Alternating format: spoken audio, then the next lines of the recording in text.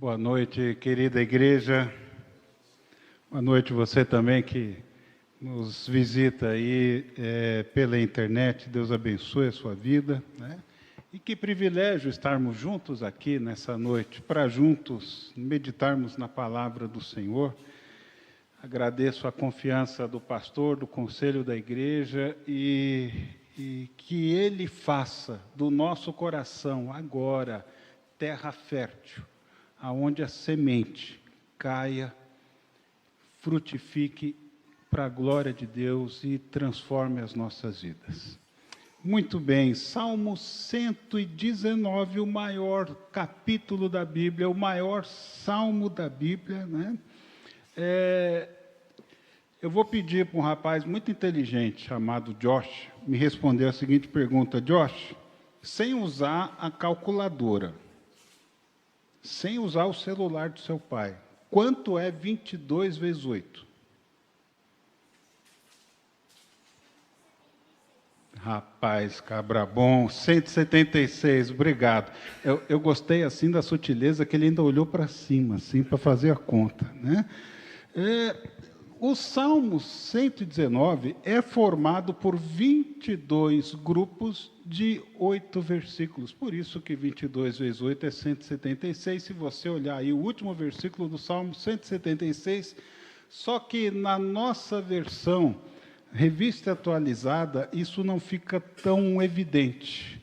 Mas se você olhar para a NVI, para a NVT, por exemplo, cada grupo de 8 começa com uma letra no hebraico, né? Então, o hebraico tem 22 letras, 22 consoantes para você... e as vogais, como é que fica? Elas não são contadas. Eram como as mulheres no Antigo Testamento, né? Elas não eram contadas.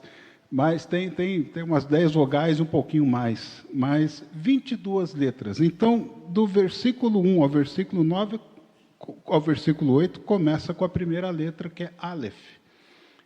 Do versículo 9, que nós vamos ler agora, até o versículo 16, vem um segundo grupo que começa com a letra Beit. Então, Aleph é a primeira letra no alfabeto hebraico, vai cair na prova da escola dominical, presta atenção, tá? Que isso é importante. E a segunda letra é Beit, né? Quando a gente quer falar o abecedário todo, tem uma palavra em português que é alfabeto. Alfabeto é a junção das duas primeiras letras no grego, alfa e beta. Adivinha como é que se fala alfabeto em hebraico? Se você errar, pode ir embora. É Aleph Beit, né? Nada mais lógico, nada mais claro. Ó, fica aí o encorajamento para você aprender hebraico, tá bom? Então, o Aleph Beit tem 22 caracteres, 22 consoantes.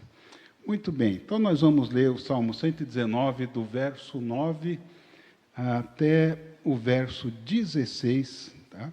Embora não esteja na nossa tradução dividido, você percebe que, pelo menos aqui na minha revista atualizada, a primeira palavrinha do 9 está em negrito, que começa. Depois, o 17 está em negrito. Isso é para dizer o seguinte, olha, aqui começou um parágrafo, aqui começou outro, lá no hebraico. De que maneira poderá o jovem guardar puro o seu caminho? Observando-o segundo a tua palavra. De todo o coração te busquei, não me deixes fugir aos teus mandamentos. Guardo no coração as tuas palavras para não pecar contra ti. Bendito és tu, Senhor. Ensina-me os teus preceitos. Com os lábios tenho narrado todos os juízos da tua boca. Mais me regozijo com o caminho dos teus testemunhos do que com todas as riquezas. Meditarei nos teus preceitos e às tuas veredas terei respeito. Terei prazer nos teus decretos, não me esquecerei da tua palavra. Que Deus abençoe a nossa reflexão. E a nível de introdução, gostaria de dizer que há 8, não por acaso 8, né, sinônimos que vão sendo aqui alternadamente citados em cada um dos versículos, ou quase cada um dos versículos, né?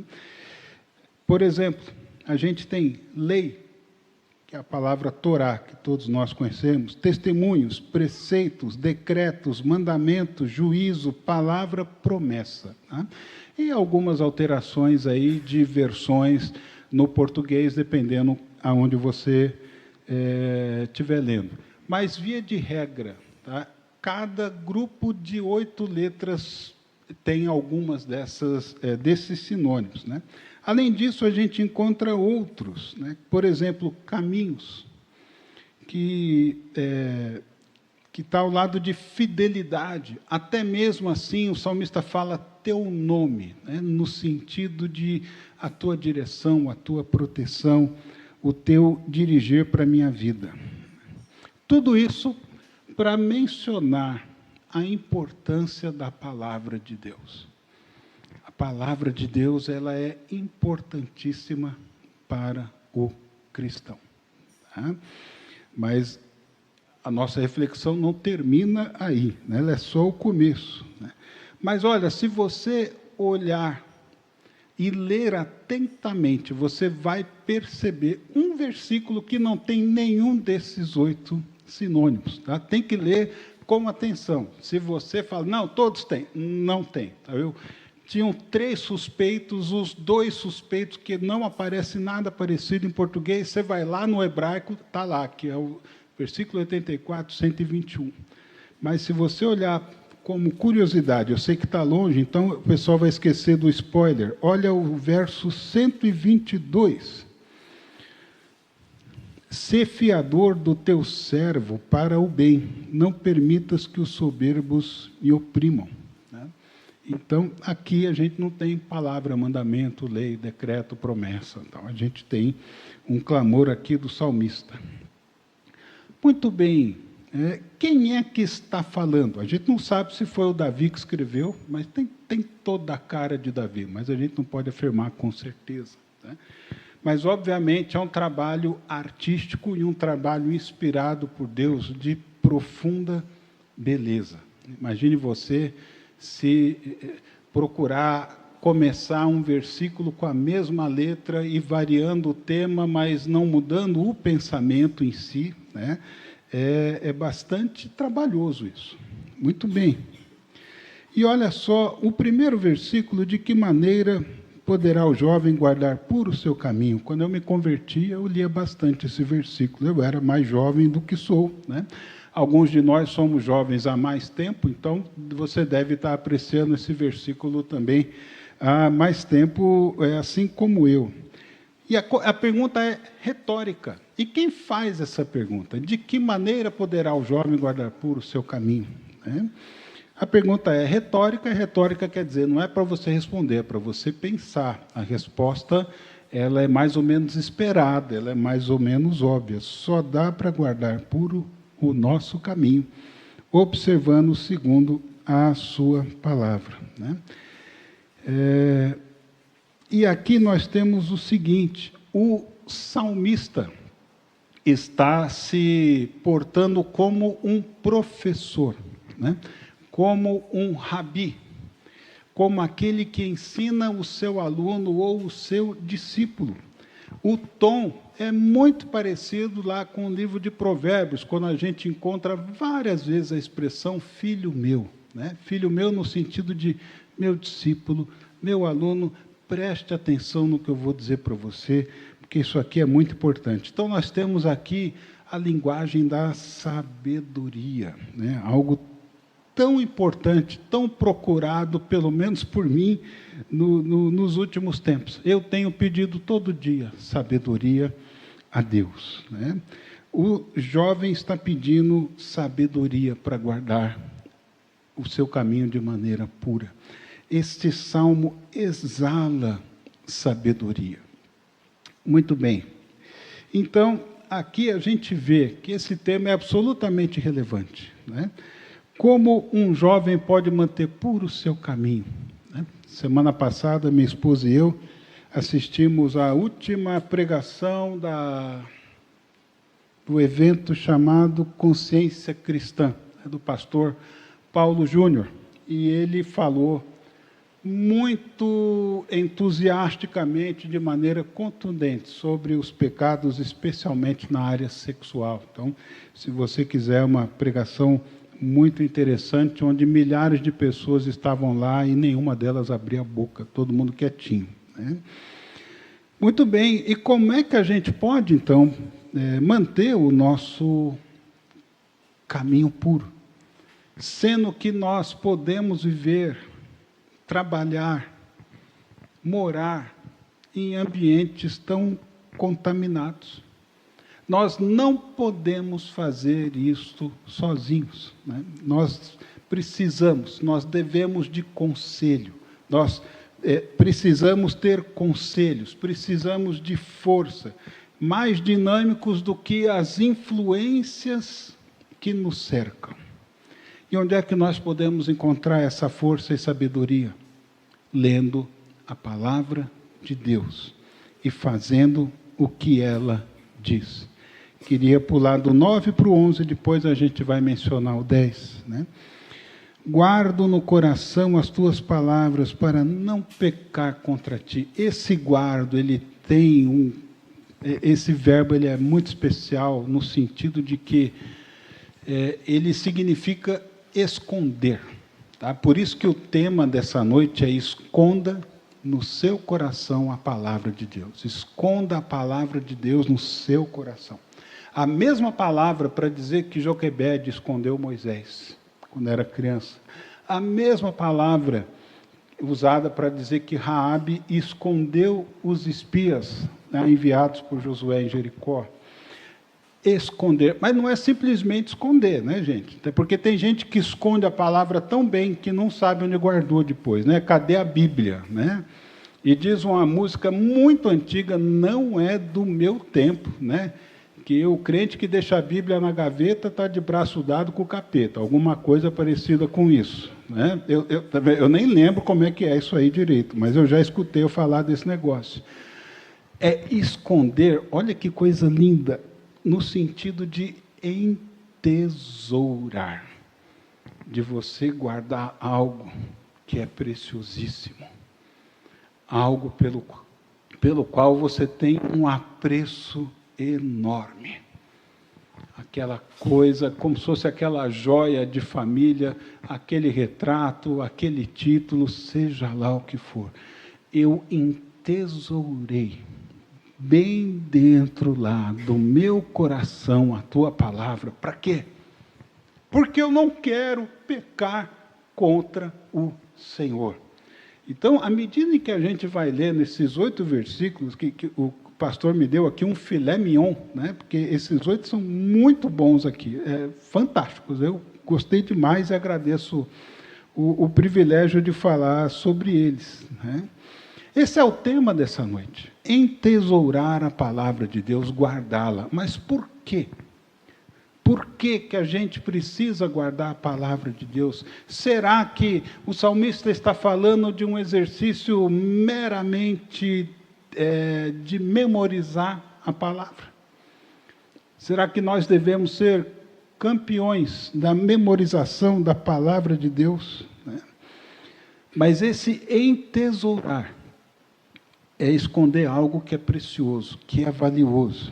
Isso por si só já deveria nos inspirar a memorizar as Escrituras. Então, eu não estou falando contra a memorização, estou falando muito a favor da memorização, mas eu quero deixar isso mais claro daqui a pouco, tá?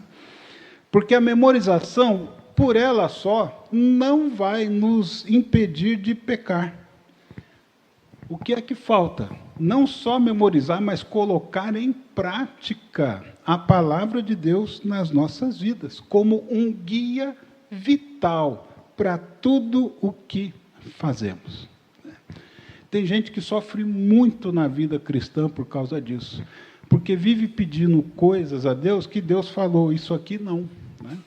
Imagina, hipoteticamente falando, né, que na Bíblia está escrito: não comerás chocolate branco. Não está, tá? Não está. Pelo menos nos normais não está, não sei se nos apócrifos tem alguma coisa assim, mas imagina se estivesse E aí o mocinho, a mocinha, toda noite, Deus me dá um Galac. Ah, eu queria tanto um Galac na minha vida. Se não tiver um Galac, pode ser um Laca, um clone, mas eu preciso de um chocolate branco. Pode ser que você esteja sofrendo, pedindo algo que Deus falou, isso aqui não. Não, não e não. Isso aqui não é da minha vontade. Então eu preciso conhecer a vontade de Deus, né? Tem gente que levou tão a sério esse memorizar a palavra, e eu vou citar 3 personalidades aqui. A primeira delas é muito conhecida, William Wilberforce, né? Estadista britânico, que foi o grande responsável pela abolição do comércio de escravos em todo o Império Britânico. Ele escreveu no seu diário em 1819, caminhamos hoje de Hyde Park Corner, repetindo o Salmo 119 com grande conforto. Como é que pode, né, alguém tão ocupado, com a agenda lotada, como William Wilberforce, né, ter tempo para memorizar esse salmo? Henry Martin, missionário pioneiro na Índia, memorizou o Salmo 119 quando era adulto, em 1804. Ele teve uma vida árdua, mas confessou que foi somente a Bíblia que lhe deu forças para continuar. Ele morreu de exaustão, em 1812. E, finalmente, David Livingstone, missionário pioneiro na África, né? Tinha um pioneiro na Índia, agora estamos falando da África. Ele ganhou a Bíblia de seu professor da escola dominical ao repetir de cor o Salmo 119, quando tinha apenas 9 anos de idade. 9 anos de idade. Josh, tem quantos anos, menino? 10, ó, tá em tempo ainda, tá? Josh, Isaac, vamos embora. Olha que exemplo para a gente. Olha que exemplo, né? Deus fala através da sua palavra. Você acredita nisso? Você acredita que Deus fala conosco quando nós o buscamos? Quando nós buscamos a face dele em oração, quando nós buscamos a face dele através da palavra? Jesus diz lá em João capítulo 10, as minhas ovelhas ouvem a minha voz. Eu as conheço e elas me seguem. Você tem estado atento ao que Deus tem dito a você, especialmente aos domingos, através da exposição das Escrituras? Deus fala conosco. Alguém aqui lembra do tema dessa manhã, fora o Davidson? Até quando estarei convosco? Ele pregou sobre um salmo. Alguém lembra o salmo? Davidson? Eu assisti, estava assistindo ao vivo, embora não estivesse aqui, né? Você só está perguntando porque você prestou atenção, né? E a semana passada, quem foi que pregou aqui? Vocês lembram? O pastor está ficando preocupado. Se eu perguntasse para o Bernardo qual foi o tema da pregação, ele diria, com toda certeza, até porque ficou documentado no grupo da igreja, né? Salmo 27, e o exército todo atacando e o salmista se protegendo ali na fortaleza que é Deus, né? Domingo retrasado, alguém será que lembra? Estou abusando muito, né? É que eu particularmente gosto de prestar atenção nisso, tá, gente? Eu tenho até anotado no meu caderno. Foi sobre adoração. Alguém lembra o salmo? Alguém lembra o pregador? Eu vou dar uma dica. Ele está na segunda fila. Não está de vermelho. Está ao lado de vermelho. O Davidson falou hoje. O Lucas falou há 2 domingos sobre o salmo 63, muito bem, Nelma, é isso mesmo, muito bem, né? Falou sobre o Salmo 99. A nossa igreja é uma igreja salmodial, graças a Deus por isso, né? Eu fico particularmente muito feliz. Você quer ver o perigo de não prestar atenção direito no sermão? Né? Esse caso hipotético quer dizer, não aconteceu. Tá? Esse caso hipotético aconteceu com um casal da igreja. Domingo à tarde, o marido estava assistindo TV e a esposa passou na sala e perguntou: o que você está vendo? O marido respondeu: estou tentando entender por que o pastor gosta tanto dessa história. Ele fala toda hora dela, mas eu não vejo graça. História de duas irmãs num reino gelado e ainda por cima tem um boneco de neve que fala. Aí a Romilda respondeu: você está assistindo Frozen, o pastor fica falando de The Chosen. Está vendo como é que é complicado a gente não prestar atenção? Isso é hipotético, tá? A gente só imaginou, não aconteceu de verdade, tá bom? Senão eu estaria Frozen na fita, né? Muito bem.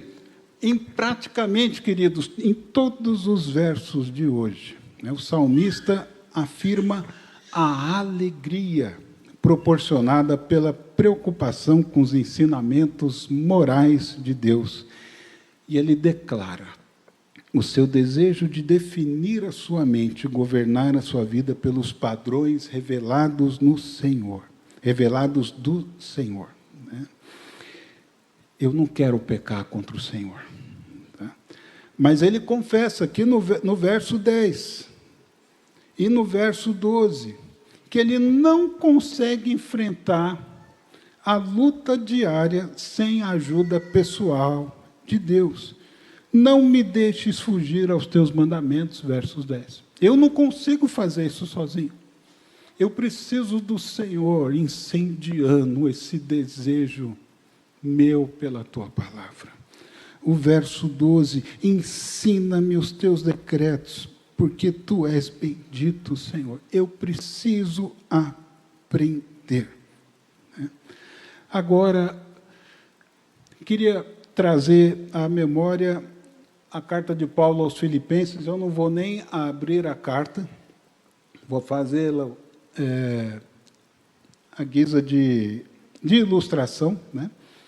Mas Paulo vai exortar os crentes para brilharem à luz de Jesus, no meio de uma geração perversa e corrompida. O pastor Wagner já pregou sobre a carta aqui, né? E ele mostra aos filipenses como fazer isso, né? Ele começa a sua exortação com um assim, ou portanto. Sabe por quê? Porque você só vai conseguir brilhar a luz de Jesus se você ligar o que Paulo está falando com o texto anterior, e o texto anterior está falando da humilhação e exaltação de Cristo. Sigam o exemplo de Jesus. E depois, ele vai dizer, né, que se vocês, lá no verso 16, retiverem firmemente a palavra de Deus, vocês vão conseguir fazer isso. Vocês vão conseguir resolver seus problemas relacionais, porque Filipenses é a carta da alegria, é a carta que mostra uma enorme amizade entre Paulo e aquela igreja, mas aquela igreja está com um problema sério de conflitos internos, né? Evódia e Sinti que estão trazendo um prejuízo enorme para a igreja, e Paulo vai usar a carta inteira para tratar desse problema. Então, nós precisamos reter firmemente a palavra de Deus. E isso não é instantâneo. Precisa memorizar. Precisa ruminar, né? Essa semana eu li que a vaca tem 4 estômagos, né? Eu tinha aprendido lá atrás, no colégio, eu tinha esquecido quantos eram. Por que ela tem 4 estômagos? Porque ela põe o capim na boca, ela mastiga, o capim vai lá para o primeiro estômago, fica passeando do segundo para o terceiro, volta para a boca, ela mastiga mais, ela consegue tirar toda a energia do capim, até que vai embora. Isso é ruminar a palavra de Deus, né? Talvez um exemplo mais cruel nesse momento, pastor, né? Aquela costela de boi, né? Com aquele osso cheio de carne que demorou 6 horas para ficar pronto. A gente briga com aquele osso para tirar tudo, né? Pastor, como alguém do sul, sabe bem como é que é esse negócio. Eu aprendi a gostar de costela lá no Paraná, de onde o pastor é. Muito bem. Precisamos ler a Bíblia, estudá-la, meditá-la, ruminá-la. Isso não é instantâneo. A gente precisa cultivar esse hábito, né? Quem já viu Matrix, né? Viu todos os nossos sonhos ali se realizando. Pena que é tudo mentira, né? O cara senta na cadeirinha, coloca o pendrive na orelha não, na nuca, né? Oh, agora eu sei lutar Kung Fu. Sai lutando Kung Fu sem nunca ter feito uma aula. Eu queria ser assim. Eu queria botar livros e livros aqui dentro, a Bíblia inteira, para poder saber de cor. Aqueles livros que a gente tanto gosta de ler e depois esquece, né? Só que não é assim, precisa ter trabalho. E o Henry Nouwen foi um padre católico, já falecido, holandês. Ele escreveu muito bem sobre espiritualidade, e ele escreveu assim: muitas vezes nós nos tornamos surdos, incapazes de saber quando Deus nos chama, incapazes de entender em que direção nos chama. Dessa forma, as nossas vidas se tornam um absurdo. E a palavra absurdo, na palavra absurdo, encontramos a palavra surdos, no latim. O que quer dizer? Surdo. Aí ele vai dizer que a vida espiritual requer disciplina, porque nós precisamos aprender a ouvir a Deus, que fala constantemente, mas que a gente raramente escuta. Porém, quando nós aprendemos a ouvir, nossas vidas se tornam vidas obedientes. A palavra obediente vem do latim obaudire, que significa ouvir. Ou seja, precisamos ter disciplina, né? Eu, quando jovem, conheci um rapaz que era magrinho. Depois de 2 meses, ele voltou assim, aparecendo o Hulk. Tinha músculo até na orelha, né? Eu falei, o que aconteceu? Eu fui na academia. Mas só na academia? Só na academia. Quantos dias por semana? 7 dias. Ele respondeu, 7 dias por semana.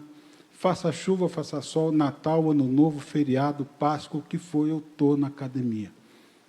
Isso chama-se disciplina. Disciplina é você fazer algo independente se você tem vontade ou não. Acordar, vou meditar na palavra de Deus, a primeira coisa que eu preciso fazer na minha vida, senão o restante do dia fica desorientado, né? Então, precisamos de disciplina nesse sentido, né? E é necessário, então, ter disciplina espiritual, se a gente quiser sair de uma vida absurda para uma vida obediente, né? Uma vida que obedece, apesar das preocupações diárias, apesar dos nossos problemas diários, né? Então, quando a gente fala em meditar na palavra, eu estou falando muito mais de qualidade do que de quantidade. Eu não tenho nada contra quem lê a Bíblia o ano inteiro, e já leu a Bíblia 10 vezes, 15 vezes. Eu vi um senhor uma vez dizendo que tinha lido já 32 vezes, né? Admirável, eu não li tudo isso. Mas eu tenho experimentado, como o pastor mencionou outro dia aqui, a experiência de morar num livro, e às vezes eu reduzo ainda mais o tamanho da casa para morar num capítulo, e fico ruminando naquele capítulo. E aquele capítulo vai ficando cada vez mais relevante, mais concreto, porque a palavra me visita especialmente no momento que eu estou precisando ouvir aquilo. Então, a pergunta que eu faço a você: você sabe trechos da Bíblia de cor? Não precisa ser o Salmo 119, pode começar com um pouquinho menor, né? Começa com o 117. Se você achar que é muito fácil, decora no hebraico, né? Aleluia et Adonai kol goim, shaveruhu kol laumim, ki gavar aleinu rasdor, veemet Adonai, Leula, sei por causa de uma música lá do Miquel, só por causa disso, né? É grande coisa. Mas se isso faz diferença para mim, e faz, eu preciso memorizar as Escrituras. E aqui agora um exemplo bastante prático. muito prático. Inclusive, John Piper tem uma pregação que fala tão bem da necessidade de nós memorizarmos as Escrituras. Ele está dublado lá. Procura que você vai achar na internet sem dificuldade. Porque o Salmo 119 fala da importância da palavra, mas essa é a coisa mais importante que eu vou dizer agora à noite. Mas a palavra não é o fim. Ela não é o objetivo da vida cristã. A palavra é o meio para se conhecer a Deus. É por isso que eu preciso da palavra. O pastor mencionou aqui um pouco antes de me chamar, pode ser que eu não esteja sentindo que Deus é bom.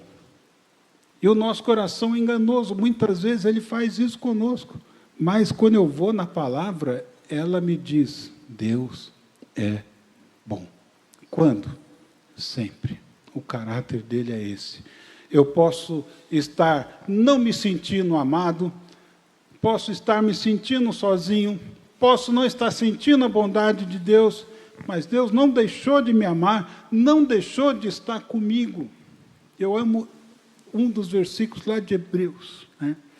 E na revista atualizada, ela tem uma redundância deliciosa. Não te abandonarei, nunca, jamais te deixarei, ou nunca, não te deixarei, nunca, jamais te abandonarei. Você usa nunca, jamais? Né? Deus usou aqui, lá no grego, botou uma ênfase enorme para dizer para Josué e para nós, eu não vou te abandonar nunca. Pode ser que seu coração diga que eu abandonei, não é verdade. Pode ser que você se sinta só, você não está só. Deus prometeu, Jesus falou, eu estarei com vocês todos os dias da minha vida, todos os dias, até a consumação dos séculos, até que eu volte. Essa é uma promessa que a gente não pode esquecer.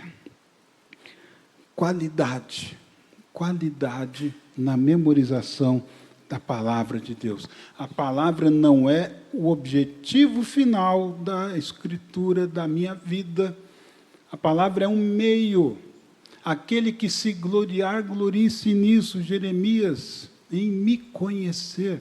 E a vida eterna é essa, que te conheçam a ti, o único Deus verdadeiro, é Jesus Cristo, a quem enviaste. Então, a palavra é meio para o grande objetivo que é conhecer a Deus. Aí, quando a gente coloca essa ótica em questão, o texto fica muito mais fácil. Né? E eu, de todo o coração, eu te busquei. Por isso que eu não quero esquecer dos teus mandamentos. Eu mais me regozijo com o caminho dos teus testemunhos do que com todas as riquezas. Eu descobri que o meu grande prazer nessa vida é Deus quem me sacia. E hoje cedo, pregando sobre o Salmo 63, o seminarista Davidson falou daqueles que se apegam a Deus na tempestade e no sol, e desfrutam de uma comunhão diária com Deus, e têm prazer em Deus, e têm a sua alma satisfeita em Deus, a despeito das circunstâncias. É assim que eu quero ser na minha vida. Independente do que estiver acontecendo, eu quero me alegrar em Deus, ainda que a dor nos visite. Ainda que as coisas não saiam como nós planejamos. Ou será que é só lá em casa que nós temos problemas? Né? Se eu perguntar aqui, eu não vou nem perguntar, mas se você não tem problema, glória a Deus pela sua vida. Os problemas são matéria-prima na mão de Deus para nos forjar o caráter de Jesus Cristo. E aí eu queria mencionar um livro muito bom, de um velhinho que já faleceu com quase 100 anos, o pastor J.I. Packer. Né? Ele perguntou no seu livro O Conhecimento de Deus. Né? Esse livro está lá em casa, amarelado, é da minha esposa, quando ela foi lá no IBEL.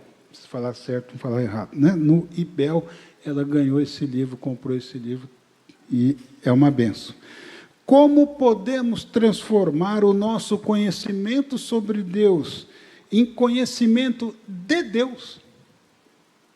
Observa que há uma diferença radical. Uma coisa é conhecer sobre Deus, outra coisa é conhecer a Deus. A regra para isso é simples, mas necessária. Devemos transformar cada verdade aprendida sobre Deus em assunto de meditação diante de Deus. E a palavra-chave aqui é meditação, que é o que o Salmo está nos chamando a fazer, a esconder a palavra no nosso coração. E quando eu transformo cada verdade aprendida sobre Deus em meditação diante de Deus, isso me conduz à oração e ao louvor a Deus. Isso aqui é ouro puro para mim, né? E aí ele vai dizer o que é meditação. Preste atenção. É o ato de trazer à mente o que sabemos sobre as obras, os caminhos, os propósitos e as promessas de Deus, pensando sobre eles e aplicando-os sobre a nossa vida. É uma atividade de pensamento santo, apresentando conscientemente na presença de Deus, sob os olhos de Deus, com o auxílio de Deus, como meio de ter comunhão com Ele. É falar para si mesmo sobre Deus e sobre você. Muito bem. Alguém já teve dificuldade com ansiedade aqui? Não precisa levantar a mão, é uma pergunta retórica, como no Salmo 9, né? 2 informações, 2 dados oficiais da Organização Mundial de Saúde. O Brasil é o país com o maior número de pessoas ansiosas. Somos campeões. 9,3% da população é ansiosa, tá?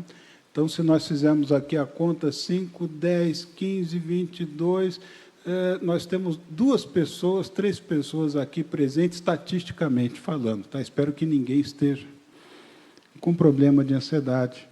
E há também um enorme alerta sobre a saúde mental dos brasileiros, já que 1 em cada 4 pessoas no país sofrerá com algum transtorno mental ao longo da vida.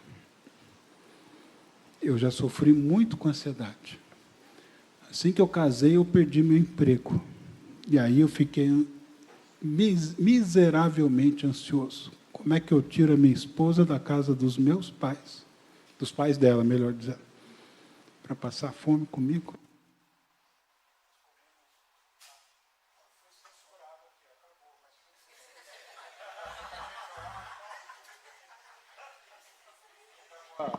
Acabou a bateria. Obrigado, pastor. Obrigado, gente. Microfone 14, Edson. Obrigado. Ok. Tirei minha esposa da casa dos pais dela para passar fome. Uma época que nós tínhamos dinheiro para comprar macarrão. Nós comemos macarrão, acho que 40 dias, né? Você conhece aquele projeto 40 dias de macarrão? Nós é que fundamos. Tá? É o que dava para comer lá em casa, macarrão, né? Hoje Deus já nos curou e nós conseguimos até comer macarrão, né, bem? Graças a Deus. E essa é a questão da ansiedade que me pegou de jeito. E na época, eu ainda não era pastor, o pastor me chamou, quer me ajudar a dar aula na escola dominical? Sim, claro, com prazer. Qual o assunto? Sermão do Monte. E você vai falar da parte da ansiedade. Aí eu falei assim, sério, senhor? Está de brincadeira, né? Está de brincation it me, como diria Joel Santana. E aí a minha oração para Deus foi a seguinte: Deus, eu não quero que isso aqui seja uma hipocrisia da minha parte. Eu quero entender a tua palavra e eu quero ser curado nesse negócio de ansiedade. Eu não quero ser um mentiroso lá na frente. E fez muito bem para mim falar sobre ansiedade, né? Lá no meu blog tem uma série de 9 mensagens sobre a cura para a ansiedade. baseada num livro de um pastor presbiteriano, Sinclair Ferguson e o John Stott, né? Material assim de primeira. E aquilo fez muito bem para mim. Só que a marvada de vez em quando quer aparecer. Verdade. Né? Alguma coisa acontece lá no trabalho que não era o que a gente queria, não era o que a gente esperava, o clima muda, fica pesado, ó céus, e agora? Né? E aí, eu me apeguei, um dos meus 4 textos prediletos da Bíblia, é Filipenses 4, de 6 a 8. Memorizei na NVI, me desculpa, pastor, tá? Eu posso tentar fazer isso na revista atualizada, escolha uma versão, depende da passagem, você vai escolher para lá. E eu procuro falar isso. Mas não é só falar, né? Papagaio fala, mas é saborear cada verdade. E começa assim: não andem ansiosos por coisa alguma. Ponto. Mas em tudo, pela oração e súplicas e com ação de graças, apresentem seus pedidos a Deus. E a paz de Deus, que excede todo entendimento, guardará o coração e a mente de vocês em Cristo Jesus. Gente, isso é pérola da arca do tesouro da palavra de Deus. É lindo isso. É maravilhoso. Porque o texto começa com ansiedade e termina com a paz de Deus. E assim, Deus, eu estou ansioso. Não fique ansioso. Olha, eu estou tentando mostrar como é que eu aplico a palavra memorizada na minha vida. Ao invés de ficar ansioso, ore. Apresente seus pedidos a Deus, com oração, com súplicas, pedindo, mas com ação de graças. Agradecendo, de coração grato. Dar graças em toda e qualquer situação. Esse é um exemplo da palavra. Né? Poderia mencionar outros aqui, e se você sair daqui com o propósito de memorizar as passagens que você mais ama, esse tempo todo já valeu a pena, porque você vai ser visitado por essas palavras lá no seu travesseiro. Quando você acordar 2h30 da manhã, e não é o teu cônjuge, é a ansiedade, fazendo assim, opa, podemos bater um papo, né? Queria trazer à sua memória aquilo que pode te dar desesperança. Não andem ansiosos por coisa alguma. Isso não é mantra, gente. Isso aqui é colocar a palavra de Deus na mente e no coração. Salmo 103, bendize, ó minha alma, ao Senhor. O que é que o salmista está falando? Não está orando. Ele está falando com a alma dele. Ele está meditando, e não se esqueça de nenhum só dos seus benefícios. É Ele quem perdoa as tuas iniquidades, quem sara as tuas enfermidades. Quem dá cova redime a tua alma. É Ele. Não se esqueça disso. Então, o salmo inteiro ele fala com ele mesmo, só se dirige aos anjos lá no final, né? Vós, ministros seus. Então, queridos, guarde a palavra, esconda a palavra, entesoure a palavra no seu coração. No The Chosen, ficamos gamados lá em casa, viu, pastor, com The Chosen. No último capítulo da 3ª temporada, que é aquele que passou, né? Tem um episódio da esposa de Pedro, a Eden, que, aliás, é mineira, é brasileira, é mineira. Ela passa por um drama. Eu sou contra spoiler, eu não sou como determinadas pessoas que vêm aqui e ficam contando tudo que vai acontecer. Eu falei um drama só, tá? E provavelmente essa é a última vez que eu vou pregar aqui, depois dessa piada, né? Mas ela se apega, ela está com um drama, o maior drama da vida dela, ela se apega ao Salmo 77. que é um salmo que o salmista não consegue dormir. A gente já fez lá nas sandálias do salmista, né? Que ele começa a questionar Deus, e ele faz uma metralhadora de perguntas para Deus. Deus, o teu amor acabou, a tua promessa não vale mais, cadê as tuas misericórdias, cadê a tua aliança? Salmo 77. Se eu não gostasse dos salmos, eu tinha me apaixonado pelos salmos por causa daquilo, né? E é maravilhoso ver o que acontece na vida dela. Outro exemplo lá do The Chosen, você vê os discípulos várias vezes, eles citando as Escrituras, e um começa a falar e o outro vai falando junto, eles não estão lendo, eles sabem de cor as Escrituras, era um hábito do judeu. O judeu sabe muitos, se não todos, salmos de cor, cantam salmos, não precisa abrir a Bíblia deles. Nós precisamos cultivar esse hábito de memorizar as Escrituras. O que acontece é que uma tal de internet, um tal de Google, né, acabou com a nossa memória. A gente guardava telefone de todo mundo. Hoje o celular, você não sabe. Eu tenho um amigo, que é meu amigo há 41 anos, ele não sabe o número do celular dele. Tem que perguntar para a esposa, olhar no celular. A gente não faz mais conta, que nem o Josh. A gente usa o celular para fazer conta. Um dono de padaria português usava o lápis na orelha, o seu Manuel, ali perto de casa, já vendeu a padaria, ele sabia fazer conta, segundo ele, mais rápido do que ele escrevia.